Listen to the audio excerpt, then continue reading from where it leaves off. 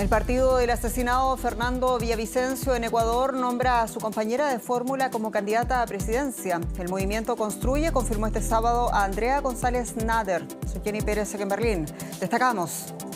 El movimiento Construye aseguró que Andrea González Nader fue la persona elegida por Fernando Villavicencio para reemplazarlo en caso de ausencia. Su designación ocurre en medio de nuevas diligencias en la investigación por el asesinato del político.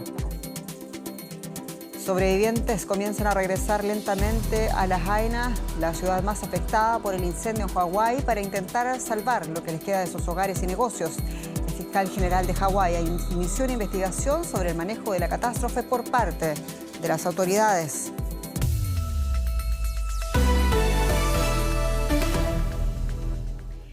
En Ecuador, José Adolfo Macías, alias Fito, fue trasladado este sábado a una prisión de máxima seguridad.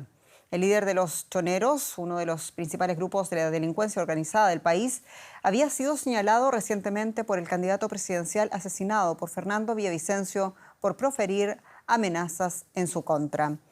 Unos 4.000 agentes de la policía y militares trasladaron a Macías de la cárcel de Guayaquil a la prisión de máxima seguridad, La Roca. El gobierno de Guillermo Lasso decretó el estado de emergencia de excepción en todo el país tras el asesinato el pasado miércoles del candidato presidencial por el movimiento Construye y ante la situación de violencia extrema que se extiende desde las cárceles a las calles de Ecuador. Y en tanto, el movimiento Construye, partido de Fernando Villavicencio, confirmó este sábado que su compañera de fórmula, Andrea González, será la nueva candidata a presidente. El conglomerado informó además que en los próximos días se va a anunciar el candidato a vicepresidente. En una comparecencia de prensa, González recordaba a su ex correligionario. Escuchemos. Fernando es irreemplazable para nosotros, para el país, para el futuro de nuestros hijos. Sus luchas las llevamos con nosotros. Bueno, y queremos ampliar la mirada a esta situación. Lo hacemos con quien ven, con el periodista, mi colega Ramiro Carrillo en Quito. Ramiro, saludos. ¿Y qué nos puedes contar de Andrea González? Si puede acaso el asesinato inclinar los apoyos hacia el partido del asesinado Fernando Villavicencio. Un cordial saludo. Sí, Andrea González estaba en la papeleta como binomio del asesinado Fernando Villavicencio. Ella es una ingeniera de tecnología informática, activista ecológica, medioambiental, y con una edad de 36 años aspiraba a ser la segunda mandataria del país. Ahora, frente a esta circunstancia, su partido Construye, su movimiento mejor, ha decidido postularla y nominarla como candidata a la presidencia de la República y, como se ha anunciado ya, en las próximas horas, tal vez mañana, se conocerá quién será su binomio. Será un hombre de confianza, se ha dicho. Cabe señalar ahora que Andrea González tiene el mismo apellido de la candidata del correísmo, que es Luisa González. Esto se supone que puede dar lugar a alguna confusión. En cuanto a la votación, sería aventurado todavía decir que toda la votación que arrastraba Fernando Villavicencio se suscribiría para Andrea González. Esto habrá que verlo. En todo caso, ella participará este domingo en el debate presidencial que ha organizado el Consejo Nacional Electoral, y ahí se conocerá una ampliación de su propuesta. Antes ella propugnaba un gobierno verde, de cambio y de justicia en el país. A todo esto, Ramiro, el FBI apoya en las investigaciones, en la investigación criminal y también ese nexo entre el asesinato y las bandas narcotraficantes transnacionales. ¿Cuáles son las últimas novedades? Bueno, muy pocas. El FBI está de lleno apoyando toda la investigación. La Fiscalía abrió ya la instrucción fiscal en la cual se ha convocado a testigos, seguirán recogiendo pruebas, pero esta instrucción fiscal tiene un tiempo de 30 días, es decir, se producirá un probable llamamiento a juicio a los implicados cuando ya se realice la primera vuelta electoral aquí en el país. En todo caso, no hay mayor novedad, salvo esto de recoger pruebas, convocar a testigos durante los próximos 30 días. Eso es lo que se conoce como avance hasta el momento. Ramiro Carrillo, muchas gracias por estas informaciones. Un abrazo allá en Quito. Y hablamos ahora de Argentina porque en medio de una profunda crisis económica, este país celebra elecciones primarias el domingo para definir las candidaturas presidenciales y legislativas de los comicios de octubre próximo. Y sin embargo, la cita se ve opacada por la violencia, con los casos que han indignado a la población, como el asesinato de una niña cuando iba a la escuela y la muerte de un manifestante al ser reducido por la policía en Buenos Aires. En este contexto hay preocupación de que se produzca abstencionismo en las urnas. El voto en Argentina es obligatorio y también lo será en las elecciones PASO de mañana, pero ¿hacia dónde se va a mover la balanza electoral? Alejandro Rebozo, mi colega, con más detalles ahora mismo en la capital, en Buenos Aires. Alejandro, ¿seguridad y economía serán los temas acaso que van a inclinar el voto de mañana? Así es, según las encuestas, las principales inquietudes de los argentinos son, en primer lugar, la inflación, que durante este gobierno ha subido del 54 al 115% anual.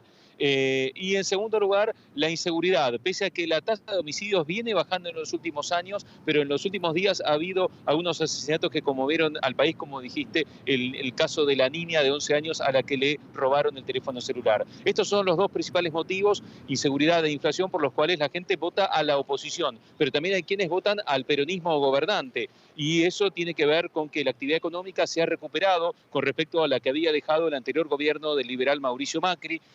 Si uno compara las últimas elecciones presidenciales de 2011, 15 y 19, nunca hubo una tasa de empleo tan alta como ahora y nunca hubo una tasa de desempleo tan baja como ahora. Estos son los motivos por los que la gente se inclina por el peronismo y también algunos prefieren el peronismo porque temen el ajuste de un eventual gobierno de centro derecha o de ultraderecha. Alejandro, hay mucho en juego y pese a la veda electoral, ¿qué se dice de los favoritos en términos generales para mañana? Mañana los argentinos tienen que ir a votar, están obligados, y tienen que elegir a un precandidato de alguna de las fuerzas opositoras. Solo pueden votar a uno de una fuerza. Si eligen al peronismo gobernante, a la llamada Unión por la Patria, pueden votar al principal candidato, que es el ministro de Economía, Sergio Massa, que está acá en esta valla publicitaria, o su rival, Juan Grabois, que es un dirigente social más corrido a la izquierda. Si eligen a la principal coalición opositora, Juntos por el Cambio, ahí hay dos candidatos del partido PRO, Propuesta Republicana, de centro derecha. Ahí está Patricia Bullrich, que está más corrida a la derecha, y Horacio Rodríguez Larreta, que es el alcalde de Buenos Aires y es más moderado. La tercera opción, ante el desencanto con el actual gobierno y con el anterior gobierno, es Javier Milei, el candidato de La Libertad Avanza. Él se autodefine como libertario, pero hay quienes lo tachan de ultraderechista. Muchos detalles y vamos a seguir la jornada, naturalmente, clave jornada en Argentina con Alejandro Rebozo, corresponsal de Deutsche Welle en Buenos Aires. Hasta pronto. Gracias a ustedes. Y la cifra de 80 muertos convierte al incendio de La Haina en la isla de Maui en uno de los desastres más mortíferos en la historia de ese estado, del estado de Hawái, en los Estados Unidos. La ciudad costera ha quedado completamente devastada. Los equipos de emergencia, ayudados por perros adiestrados, siguen buscando entre los escombros a las más de 1.000 personas aún desaparecidas. En una primera estimación, la reconstrucción podría costar más de $5.500 millones. A medida que el humo se dispersa, las vistas de La Haina revelan la devastación. Aún hay cientos de personas desaparecidas por los incendios de la isla de Maui. Muchos residentes quedaron retenidos en las carreteras al intentar llegar a casa después de ser advertidos de que el fuego había arrasado en la zona. Las imágenes muestran un cementerio de escombros y cenizas que apenas recuerda a la histórica ciudad costera.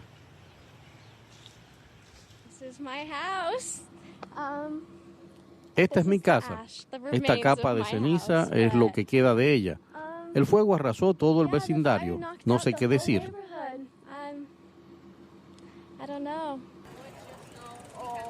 Pese a la devastación, esta pequeña comunidad se ha unido. Aquí, en el Gimnasio Memorial de Guerra, no cesan de llegar donaciones para ayudar a los necesitados. Si se fijan en la cantidad de gente que ha venido hoy, es increíble. Toda la isla se ha unido. Hay gente en el continente donando y enviando dinero, haciendo lo que pueden. Así que si seguimos así será algo muy positivo. Podría ser peor. El presidente Joe Biden emitió una declaración federal de catástrofe, lo que permite utilizar fondos federales de emergencia para ayudar a los necesitados. Sin embargo, la reconstrucción de esta comunidad costará miles de millones de dólares. Muchos se preguntan por la falta de alertas y la deficiente respuesta a la catástrofe.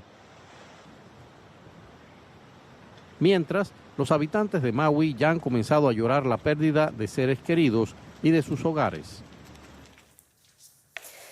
Es que desde hace años los científicos relacionan el cambio climático con el aumento en la frecuencia y en el poder destructivo de fenómenos climatológicos extremos en todo el mundo, como el de Hawái. Esta vez hacen una nueva advertencia, el alza de las temperaturas marinas. Aseguran que el pasado mes de julio fue el más caluroso desde que existen registros, algo que afecta directamente a la vida bajo el agua y la sobreexistencia de los glaciares. Científicos miden la temperatura del agua en Málaga. El descubrimiento del Instituto Español es inquietante, un fenómeno conocido como ola de calor marina. A finales de julio, la superficie del Mediterráneo era unos 3,9 grados más alta frente a las costas de España. En este mapa del Mediterráneo, las áreas en negro muestran las zonas en las que las superficies del mar han estado 5 o más grados centígrados por encima de lo normal para esta época del año. El naranja y el rojo indican también temperaturas por encima de lo normal. El mar se está calentando, lo cual tiene consecuencias devastadoras para la pradera marina, un importante almacén de carbono, y para los crustáceos y los corales. Pues habrá especies que no puedan adaptarse y entonces desaparecerán. Vamos a perder biodiversidad. La subida de temperatura del Mediterráneo ya tiene también consecuencias para el clima. Las altas temperaturas del agua implican mayor evaporación, nubes y tormentas.